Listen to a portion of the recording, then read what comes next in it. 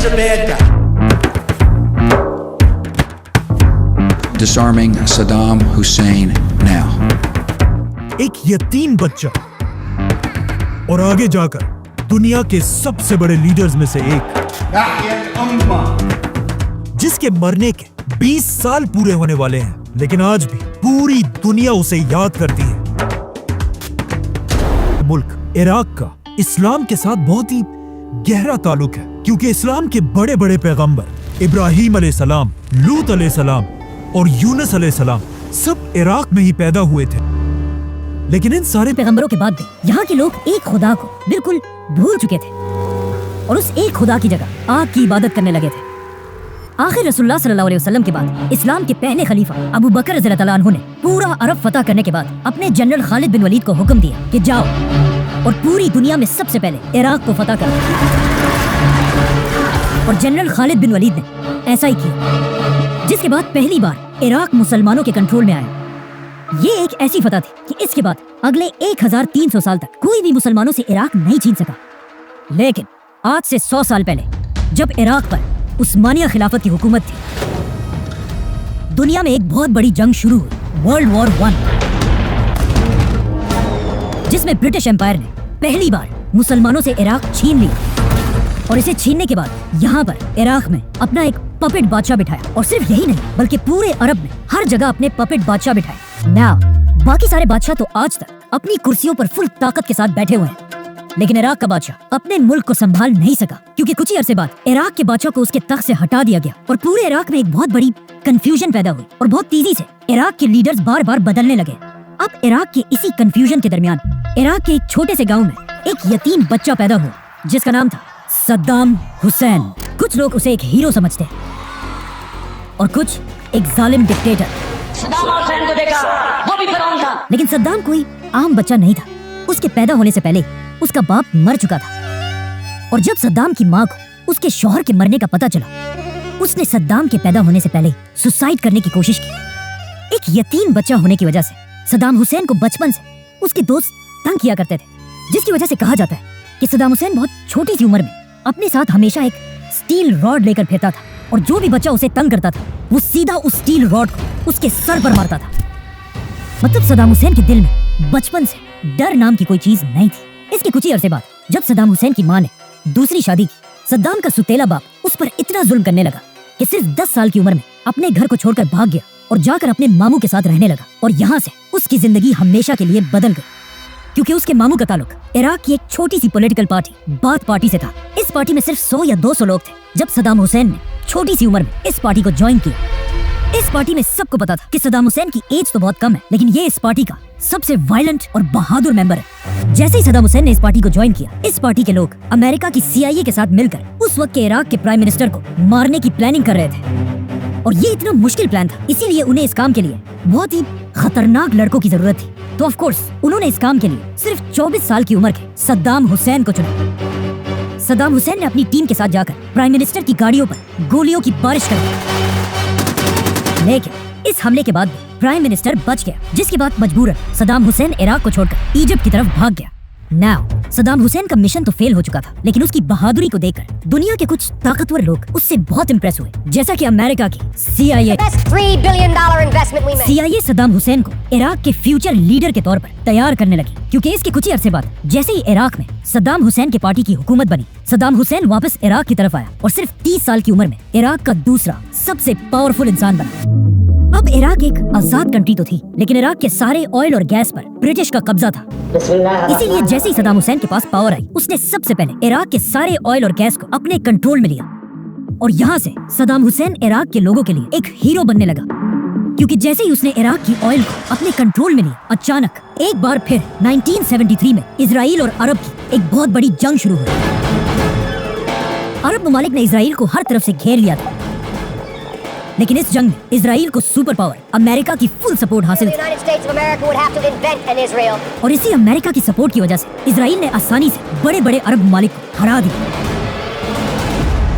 ये देखकर सऊदी अरब के बादशाह किंग फैसल को अमेरिका पर बहुत गुस्सा आया फलस्तीनी फलस्तीन और उसने अमेरिका को सबक सिखाने के लिए सारे अरब कंट्रीज को जमा किया और सब ने मिलकर ये फैसला किया कि हम आज के बाद इजराइल के दोस्तों मतलब अमेरिका को अरब का ऑयल नहीं बेचेंगे। और ये अमेरिका के लिए एक बहुत बड़ा धचका था, क्योंकि उस जमाने में अमेरिका अपना 80% तेल अरब ममालिक से खरीदता था। तो जैसे ही किंग फैसल ने अमेरिका पर ये पाबंदी लगाई, पूरी दुनिया में ऑयल की प्राइस डबल नहीं, ट्रिपल नहीं, बल्कि 4 गुना बढ़ गई। मतलब एक बैरल ऑयल की कीमत $3 से $12 बन गई। अब ये सब तो अमेरिका को कमजोर करने के लिए था, लेकिन इसका सबसे बड़ा फायदा इराक के यंग लीडर सद्दाम हुसैन ने उठाया। सद्दाम हुसैन ने ऑयल की इन नई प्राइसेस को यूज करके इराक को एक मॉडर्न कंट्री बनाया। इराक के हर गांव तक बिजली पहुंचाई, इराक के लोगों के लिए फ्री स्कूल्स और हॉस्पिटल्स बनाए। इन शॉर्ट सद्दाम हुसैन ने इराक को इतना मजबूत किया कि इराक का एक दिनार $3 के बराबर था। और इस सब के साथ साथ सद्दाम हुसैन ने इराक की पूरी आर्मी को अपने कंट्रोल में लिया।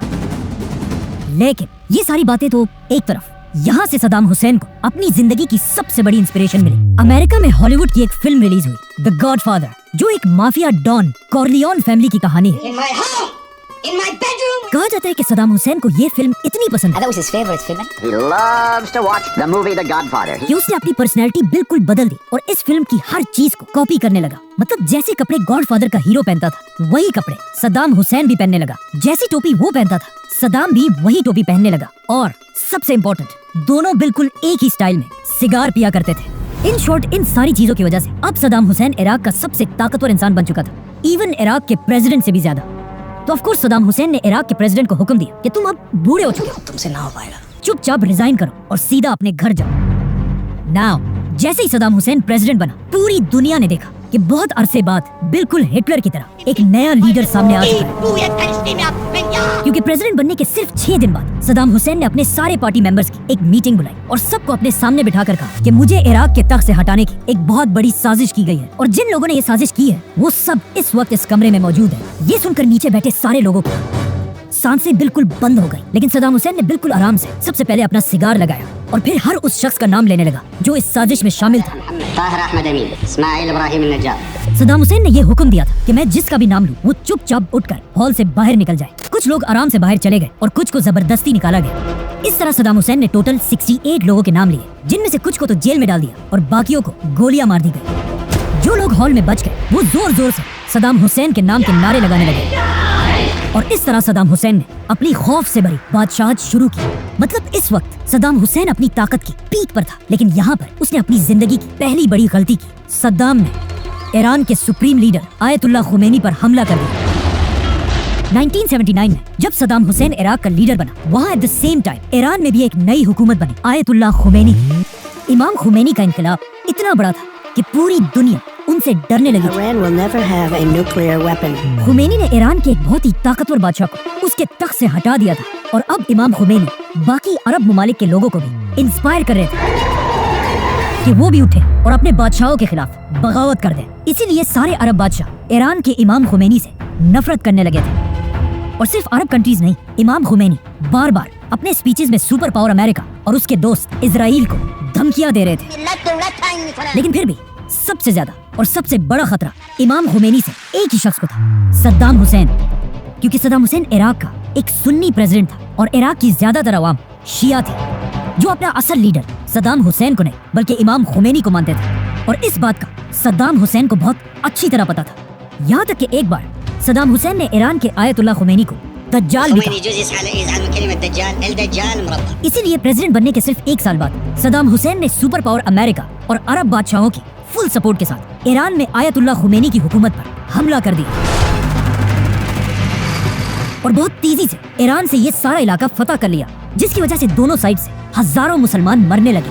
नाउ एक तरफ पूरी दुनिया के सपोर्ट के साथ सद्दाम हुसैन था और दूसरी तरफ अकेला इमाम खुमैनी। लेकिन फिर भी सद्दाम हुसैन ईरान का कुछ नहीं बिगाड़ सका और जंग के कुछ ही अरसे बाद सद्दाम हुसैन ने खुमैनी के साथ सीज फायर करने की कोशिश की। लेकिन इस बार इमाम खुमैनी ने ये जंग बंद करने से इनकार कर दिया, क्योंकि इस जंग से एक बहुत लंबे अरसे के बाद पूरी ईरानी कौम एक ही लीडर इमाम खुमैनी के पीछे यूनाइट हो चुकी थी। जिसके बाद इमाम खुमैनी ने ऐलान किया कि अब ये जंग सिर्फ तभी खत्म होगी जब इराक के प्रेसिडेंट सद्दाम हुसैन को उसके तख्त से हटा दिया जाएगा। और ये ऐलान करते ही ईरान ने सद्दाम हुसैन पर हमला कर दिया। और ये सारा इलाका फतह करने के बाद ईरान की फौज पहली बार इराक के अंदर घुस गई। अब तक इराक अपना सारा पैसा ऑयल बेचकर कमाता था, इसीलिए खुमैनी ने इराक के ऑयल बेचने के सारे रास्ते बंद कर दिए, जिसके बाद इराक की पूरी फौज हर तरफ से पीछे हटने लगी। अब फाइनली सद्दाम हुसैन डरने लगा था, क्योंकि उसकी हुकूमत के पास पैसे बिल्कुल खत्म होने वाले थे। तो सद्दाम हुसैन मजबूरन हर किसी से, अमेरिका, सऊदी, कुवैत, सबसे कर्जे लेने लगा। मतलब अब सद्दाम हुसैन के हालात इतने खराब हो चुके थे कि एक दिन एक बहुत ही इंपॉर्टेंट मीटिंग में इराक के हेल्थ मिनिस्टर ने अपने प्रेसिडेंट सद्दाम हुसैन से कहा कि मिस्टर प्रेसिडेंट, मेरा ख्याल है अब हमें इमाम खुमैनी की बात मान लेनी चाहिए और आपको इराक के तख्त से रिजाइन कर देना चाहिए। ये सुनकर सद्दाम हुसैन उसे गौर से देखने लगा और वहाँ बाकी सारे मिनिस्टर से पूछा कि क्या कोई और भी इस मिनिस्टर की बात से एग्री करता है। तो ऑफ कोर्स सद्दाम के खौफ की वजह से किसी ने भी अपना हाथ नहीं उठाया, जिसके बाद सद्दाम हुसैन अपने इस मिनिस्टर को घसीटकर साथ वाले कमरे में लेकर गया और वहाँ अपने हाथों से इसके सर पर गोली मार दी। इसके बाद सद्दाम हुसैन गुस्से से बिल्कुल पागल हो चुका था, यहाँ तक कि उसने अपने ही कंट्री के बागी लोगों पर केमिकल वेपन से हमला किया। आखिर जब ईरान की ताकत बहुत ज्यादा बढ़ने लगी तो सुपर पावर अमेरिका भी खुलकर ईरान के खिलाफ इस जंग में शामिल हुआ और अपने जंगी जहाजों को लेकर ईरान के बॉर्डर्स के पास खड़ा किया और इवन ईरान के एक पैसेंजर प्लेन को भी मार गिराया, जिसमें अमेरिका ने 300 इनोसेंट लोगों को शहीद कर दिया। आखिर 8 साल की खतरनाक जंग के बाद दोनों कंट्रीज ने सीज फायर का ऐलान कर दिया और ये जंग खत्म हो गई। इस जंग में दोनों मुल्कों को कोई फायदा नहीं हुआ और 10 लाख मुसलमान फॉर नो रीजन मारे गए। और इस जंग का फायदा सिर्फ 2 कंट्रीज को हुआ, चाइना और इजराइल, जो इराक और ईरान दोनों को वेपन्स बेचकर पैसा बनाते रहे। आखिर इस जंग के खत्म होने के बाद इराक की इकोनॉमी दोबारा ऊपर जाने लगी और सद्दाम हुसैन की ताकत दोबारा बढ़ने लगी। ये देखकर अरब कंट्रीज ने सद्दाम हुसैन से कहा कि अब सब ठीक हो चुका है, तो अब मेहरबानी करो और हमारे बिलियंस ऑफ डॉलर्स का कर्जा वापस दो। जिस पर सद्दाम हुसैन ने कहा कि कौन से पैसे? ईरान के आयतुल्लाह खुमैनी के साथ ये जंग तो मैंने तुम लोगों के कहने पर की थी और अब तुम सब मुझसे पैसे मांग रहे हो। निकलो यहाँ से, 1 रुपया भी मैं किसी को नहीं दूंगा। अभी तक पूरा अरब सद्दाम हुसैन के साथ खड़ा था, लेकिन अब सद्दाम हुसैन की ये बदमाशी देखकर अरब के बादशाह उसके खिलाफ होने लगे और स्पेशली कुवैत का बादशाह। कुवैत इराक के बॉर्डर के पास एक बहुत ही छोटी कंट्री, लेकिन ये छोटा सा मुल्क दुनिया के सबसे बड़े ऑयल कंट्रीज में से है। इसीलिए जैसे ही सद्दाम हुसैन ने कुवैत को उसका कर्जा वापस देने से इनकार कर दिया, कुवैत ने जानबूझकर सद्दाम को कमजोर करने के लिए अपने ऑयल की सप्लाई बढ़ा दी, जिससे पूरी दुनिया में ऑयल की प्राइसेस नीचे आने लगी। और ये इराक की इकोनॉमी के लिए एक बहुत बड़ा धचका था, जिससे सद्दाम हुसैन को बहुत गुस्सा आया और उसने सोचा कि इस छोटे से मुल्क कुवैत की क्या औकात है कि ये मुझे सद्दाम हुसैन को आंखें दिखाए। इसीलिए 1990 में अचानक रात के 2 बजे सद्दाम हुसैन ने अपनी पूरी ताकत के साथ कुवैत पर हमला कर दिया। कुवैत का साइज इराक से 25 गुना छोटा था, इसीलिए सिर्फ 2 दिनों में सद्दाम हुसैन ने पूरे कुवैत पर कब्जा कर लिया। ये देखकर कुवैत का बादशाह और पूरी रॉयल फैमिली कुवैत को छोड़कर भाग गए, सिवाय एक शहजादे के, कुवैत के बादशाह का भाई शहजादा फहद, जो इराक के हमले के बाद भी बहादुरी से अपने महल में बैठा रहा। लेकिन जैसे ये शहजादा इराक की फौज के हाथ में आया, उन्होंने पहले इसके सर में गोली मारी और फिर इसकी डेड बॉडी के ऊपर अपने टैंक्स चढ़ाए। इसके बाद सद्दाम हुसैन का खौफ पूरे अरब में फैल गया और कुवैत जैसे रिच कंट्री को अपना एक सूबा बनाने के बाद सद्दाम हुसैन इराक बल्कि पूरी अरब दुनिया का सबसे पावरफुल लीडर बना। लेकिन कुवैत पर हमला करना सद्दाम हुसैन की जिंदगी की सबसे बड़ी गलती थी, क्योंकि हमला करने से पहले सद्दाम हुसैन ने अमेरिका के साथ एक मीटिंग की, जिसमें अमेरिका ने उसे क्लियरली बताया कि तुम अरबों की जंग से हमारा कोई लेना देना नहीं है। लेकिन ये एक बहुत बड़ा झूठ था। अमेरिका बस सद्दाम को अपने ट्रैप में फंसाना चाहता था। इसलिए नहीं कि अमेरिका को कुवैतियों की कोई परवाह थी, बल्कि इसलिए कि अमेरिका चाहता था कि सद्दाम हुसैन को एक बहाना बनाकर वो हमेशा के लिए अरब दुनिया की तरफ अपनी आर्मी भेजे और वहां पर अपने बेसेस बनाए। और बिल्कुल ऐसा ही हुआ। अमेरिका बहुत ही चालाकी से बाकी अरब कंट्रीज को सद्दाम हुसैन की ताकत से डराने लगा और इवन अमेरिका ने सऊदी बादशाह को इराक के फेक टैंकों की तस्वीरें भी दिखाई कि अगर सद्दाम को ना रोका गया तो उसका नेक्स्ट टारगेट सऊदी अरब होगा। तो अब अगर सद्दाम हुसैन से अपनी जान छुड़ानी है तो हमें अमेरिका की फौज को सऊदी अरब के अंदर बेसिस देने ही होंगे। जिसके बाद ऑफ कोर्स सऊदी बादशाह ने अमेरिका को बेसिस दे दिए, लेकिन सऊदी अरब की आवाम इस सब से बिल्कुल भी खुश नहीं थी, स्पेशली एक सऊदी उसामा बिन लादेन। लेकिन अब अमेरिका सीधा सद्दाम हुसैन को धमकियां देने लगा कि अगर तुम कुवैत से पीछे नहीं हटे तो हम तुम पर हमला कर देंगे। लेकिन जब सद्दाम पीछे नहीं हटा तो अमेरिका ने अरब में अपने नए बेसिस से सदाम हुसैन की फौज पर हमला कर दिया और सिर्फ 1 महीने में पूरे कुवैत को दोबारा आजाद कर दिया। लेकिन कुवैत से भागते भागते सद्दाम ने एक काम ऐसा किया जिसकी वजह से आज तक दुनिया में बहुत सारे लोग उसे एक हीरो समझते हैं। जैसे ही अमेरिका ने इराक पर हमला किया, सद्दाम हुसैन को पता था कि वो अमेरिका का तो कुछ नहीं बिगाड़ सकता, इसीलिए उसने पहली बार अपने मिसाइल का रुख अमेरिका के दोस्त इजराइल की तरफ किया। Iraqi troops were to enter, we would act. और इजराइल के कैपिटल पर 40 मिसाइल से हमला कर दिया। इजराइल पर इस हमले के बाद अमेरिका, सऊदी और इजराइल सबको समझ आ गई कि अब सद्दाम हुसैन को हटाने का वक्त आ चुका है। तो अब जब पूरी दुनिया सद्दाम हुसैन के खिलाफ हो चुकी थी, तो सद्दाम हुसैन ने भी ये देखकर अपने आप को बिल्कुल बदल दिया। मतलब अब तक जो सद्दाम बिल्कुल एक लिबरल और सेक्युलर आदमी था, अब अपनी हर स्पीच में और हर जगह जाकर इस्लाम और मुसलमानों के हक की आवाज उठाने लगा। सद्दाम हुसैन ने इराक के हर स्कूल में कुरान पढ़ने को एक लाजमी सब्जेक्ट बनाया। वो सद्दाम हुसैन जो अब तक खुद भी शराब पीता था और बाकियों को भी पिलाता था, उसने पूरे इराक में शराब पीने पर पाबंदी लगा दी। पहली बार इराक के झंडे पर अल्लाह अकबर लिखवाया गया और इवन सद्दाम हुसैन ने अपने जिस्म से कई लीटर खून निकालकर अपने ही खून से कुरान लिखवाने का हुक्म दिया। और ये सब सद्दाम हुसैन सिर्फ इसलिए कर रहा था ताकि अब उसकी आवाम अल्लाह और इस्लाम के नाम पर उसे सुपर पावर अमेरिका से बचा सके। लेकिन अब ऐसा करना इम्पॉसिबल था, क्योंकि अमेरिका ने सद्दाम हुसैन की हुकूमत पर इतनी पाबंदियां लगाई थी कि वो एक कतरा भी तेल का किसी को नहीं बेच सकता था, जिससे उसकी इकोनॉमी बिल्कुल तबाह हो चुकी थी। यहाँ तक कि सद्दाम की हुकूमत में इराक के लोग खाने पीने की चीजों को भी तरसने लगे थे। और ये अमेरिका की पुरानी आदत है। अमेरिका के सैंक्शंस ऐसे ही होते हैं, जिस तरह एक शेर अपने शिकार को खाने से पहले उसकी गर्दन को अपने दांतों में दबोचकर उसके मरने का इंतजार करता रहता है ताकि फिर उसे आराम से खा सके। आखिर अमेरिका के सैंक्शंस के बाद इराक के हालात इतने खराब हो गए कि यहाँ पर सद्दाम हुसैन को उसकी जिंदगी का सबसे बड़ा धचका मिला। अचानक एक दिन सद्दाम हुसैन के 2 बड़े जनरल्स इराक को छोड़कर फरार हो गए और कुछ ही दिनों बाद ये जनरल्स पूरी दुनिया के टीवी के सामने आए About Iraq's weapons program. और कहा कि सद्दाम हुसैन एक बहुत ही जालिम डिक्टेटर है فاعل على رفع الحصار. और सब बड़े कंट्रीज को मिलकर सद्दाम को उसके तख्त से हटाना चाहिए। और साथ ही एक बहुत ही खतरनाक बात कही कि सद्दाम का इरादा ये है कि वो इराक के लिए एटम बम बनाए।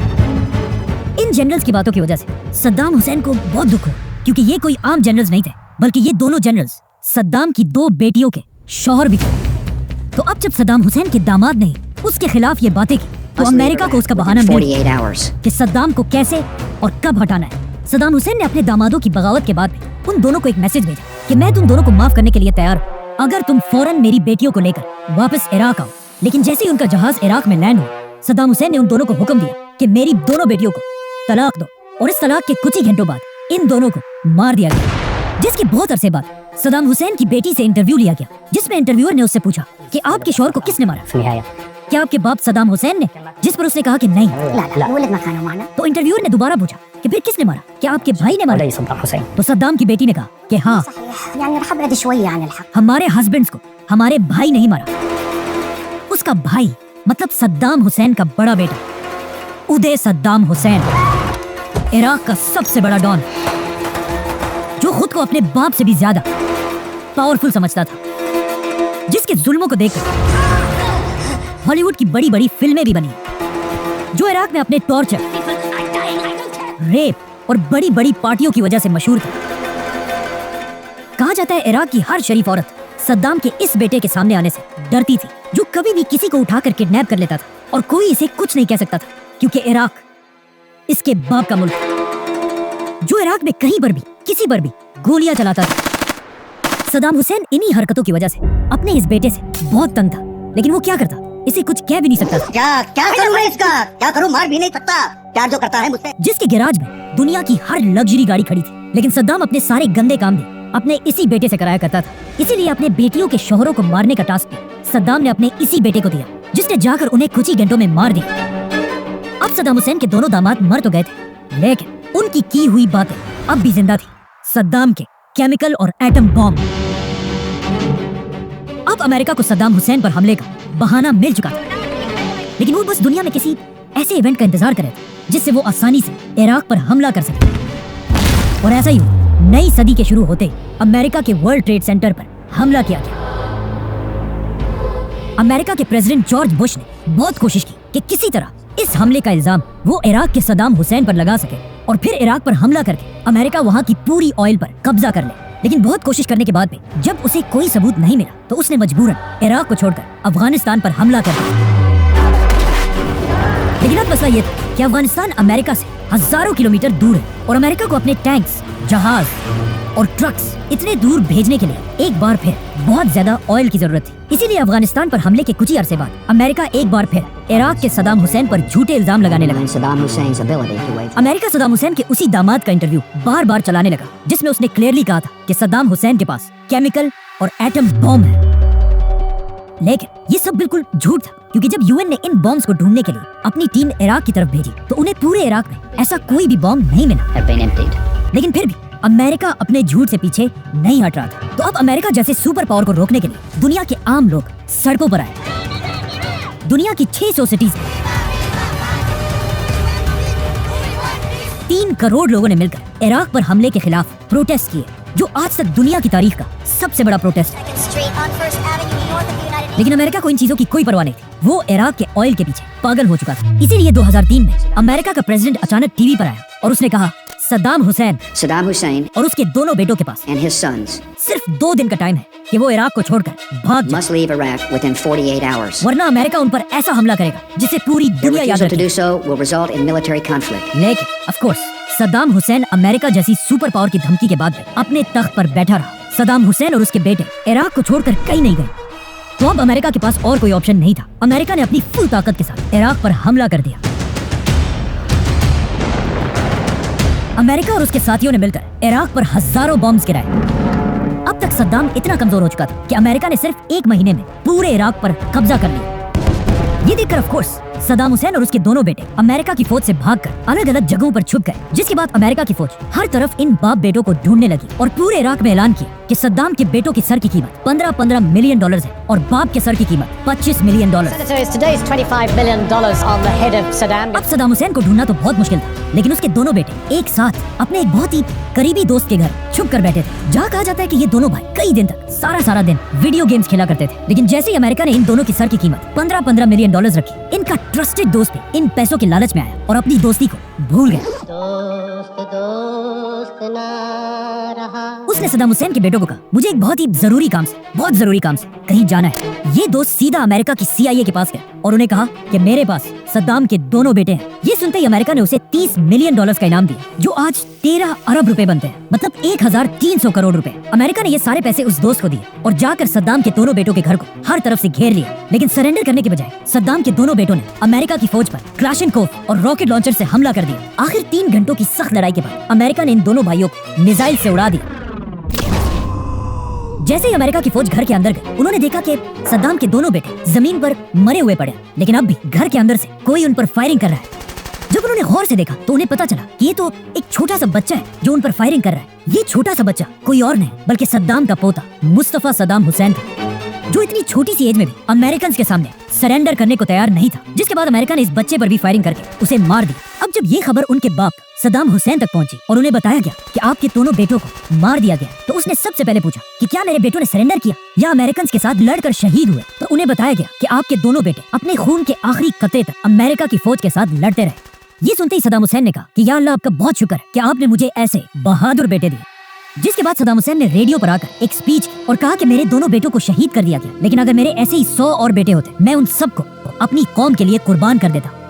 आखिर कई महीनों तक सद्दाम हुसैन को ढूंढने के बाद अमेरिका को इस बात का पता चला कि सद्दाम हुसैन एक खास मछली मसगूफ बहुत ही शौक से खाता है, और इसी मछली की खबर को फॉलो करते करते सद्दाम हुसैन का पुराना दोस्त अमेरिका की फौज को उसके घर तक लेकर आया, जो एक बहुत ही खराब और टूटी हुई झोंपड़ी थी। लेकिन इस झोंपड़ी के अंदर भी अमेरिकन को कोई नहीं मिला। जैसे ही अमेरिका की फौज इसे एक झूठी खबर समझकर वापस जाने वाली थी, उस शख्स ने, सद्दाम के दोस्त ने, अपने पांव से एक रस्सी की तरफ इशारा किया और कहा, इसे खींचो। इस रस्सी का पीछा करते करते अमेरिका की फौज एक जमीन में एक सुरंग तक पहुंची। अमेरिका का एक फौजी जैसे ही इस सुरंग में अपना ग्रेनेड फेंकने वाला था, अचानक उस सुराख के अंदर से एक लंबी दाढ़ी वाला शख्स निकला और कहा, मैं हूँ इराक का प्रेसिडेंट सद्दाम हुसैन और मैं सरेंडर करने के लिए तैयार हूँ।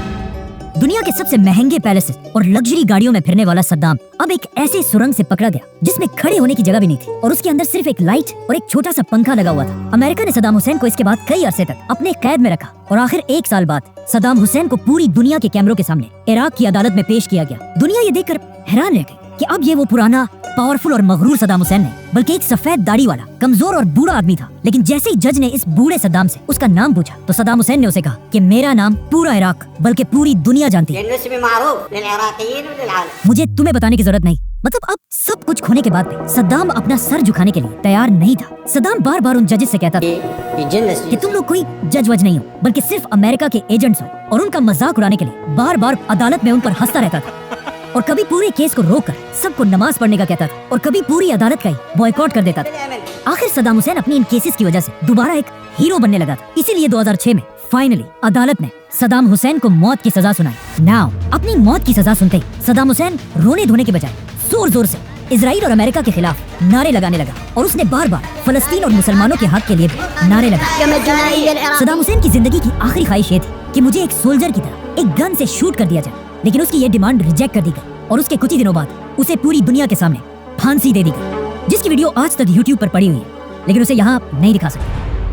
सद्दाम को हटाने के बाद अमेरिका का ख्याल था कि इराक अब एक बहुत ही पीसफुल कंट्री बन जाए, लेकिन ऐसा बिल्कुल भी नहीं हुआ, क्योंकि सद्दाम को हटाने के बाद अमेरिका ने कुछ बहुत बड़ी बड़ी गलतियां की। अमेरिका की फौज ने इराक में लाखों लोगों को मारा, इराक में शिया सुन्नी जंग दोबारा शुरू की, और सबसे बड़ी गलती ये थी कि उन्होंने सद्दाम हुसैन की पूरी फौज को उनकी जॉब से हटाकर घर जाने का हुक्म दिया, जिसकी वजह से एक ही रात में लाखों लोगों की फौज जिनके पास गन्स, वेपन सब कुछ था, जॉबलेस हो गए, और इराक में अपनी मर्जी की एक नई फौज बनाने लगा। ये देखकर सद्दाम की लाखों की फौज और उनके जनरल्स में गुस्सा दोबारा बढ़ने लगा, और वो इराक में हर जगह जमा होकर एक नई इससे भी बड़ी बगावत की प्लानिंग करने लगे, जिसको आगे जाकर नाम मिला। अमेरिका के हमले के बाद इराक के हालात इतने खराब हुए कि इराकी अमेरिकन से नफरत करने लगे, यहाँ तक कि जब अमेरिका के प्रेसिडेंट जॉर्ज बुश ने पहली बार इराक विजिट किया तो उनके सर पर लाइव जूते भी मारे गए। इराक पर हमला अमेरिका ने झूठ बोलकर किया था। You killed 1 million people in Iraq. और ये बात आज पूरी दुनिया मानती है। The war in Iraq was a big fat mistake. George Bush made a mistake. Saddam Hussain के फांसी के बाद पूरी दुनिया के अरब लीडर्स की एक बहुत बड़ी मीटिंग हुई, जिसमें अरब के सारे बड़े बड़े बादशाह बैठे हुए थे। अचानक अरब का एक बहुत बड़ा लीडर सद्दाम हुसैन की फांसी की तस्वीर लेकर स्टेज पर चढ़ा, और अरब के सारे बादशाहों से कहा कि अब भी अगर हमने अमेरिका को नहीं रोका तो मैं कसम खाता हूं कि अमेरिका इसके बाद हम सबको बारी बारी खत्म करेगा। इस लीडर का नाम था मुअम्मर कद्दाफी। और इसकी ये बात बिल्कुल सही थी, क्योंकि सद्दाम हुसैन को मारने के बाद अमेरिका का नेक्स्ट टारगेट मुअम्मर कद्दाफी था। सब्सक्राइब।